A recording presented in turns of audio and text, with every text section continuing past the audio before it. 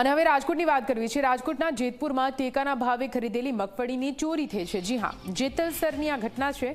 જેતલસર પાસેના ગોડાઉનમાં ચોરી થઈ।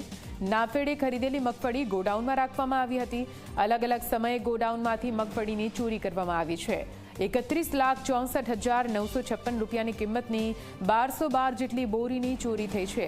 સ્થળની બહારની સીસીટીવી ન હોવાનો ખુલાસો થયો।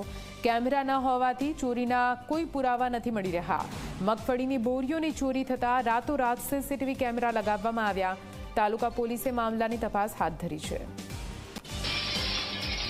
તો આપને જણાવી દઈએ, દર વર્ષે ટેકાના ભાવે મગફળીની ખરીદી નાફેડ દ્વારા કરવામાં આવતી હોય છે અને તેને ગોડાઉનમાં રાખવામાં આવતી હોય છે। જો કે આ વખતે કોઈ કૌભાંડ સામે નથી આવ્યું, પરંતુ જે રીતે મગફળીની બોરીઓની ચોરી થઈ છે તેને લઈને અનેક આશંકા વ્યક્ત કરવામાં આવી રહી છે।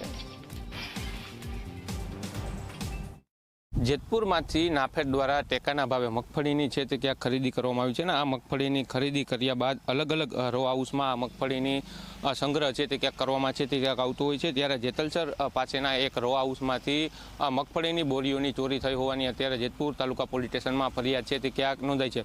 ફરિયાદમાં છે તે ક્યાંક અજાણ્યા શખ્સ વિરુદ્ધ આ ફરિયાદ છે તે ક્યાંક નોંધવામાં આવી છે અત્યારે, પરંતુ જે રીતે આ ચોરી થઈ ત્યાં રો હાઉસની બહાર સીસીટીવી કેમેરા હોવો જોઈએ, પરંતુ રો હાઉસ બહાર એક પણ પ્રકારના સીસીટીવી કેમેરા છે તે ક્યાંક જોવા છે તે ક્યાંક ન મળ્યા હતા। પરંતુ જ્યારે ચોરી થઈ ત્યારબાદ છે તે ક્યાંક અત્યારે આજે નાફેડના અધિકારીઓ છે તેમના દ્વારા રાતોરાત છે તે ક્યાંક આજે રો હાઉસની બહાર સીસીટીવી કેમેરા છે તે ક્યાંક લગાવવાનું તેઓને છે તે ક્યાંક ભાન છે તે ક્યાંક થયું છે।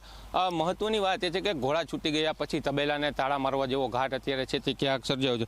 ચોરીની જો વાત કરવામાં આવે તો અલગ અલગ રીતે 1212 જેટલી બોરીઓની ચોરી થઈ હોવાનું અત્યારે છે જે ક્યાંક સામે છે તે આવ્યું છે ને 31,64,956 રૂપિયાની આ મગફળીની બોરીની ચોરી થઈ હોવાની અત્યારે પોલીસે છે તે ક્યાંક ફરિયાદ નોંધી છે અને અલગ અલગ ટીમો બનાવી તેમાં સીસીટીવીની મદદ લઈ અને આ તસ્કરો કોણ હતા, કઈ રીતે ચોરી કરી તે દિશામાં અત્યારે તપાસ છે તે શરૂ કરવામાં આવી છે। નરેશ બાલિયા, ઝી મીડિયા, જેતપુર।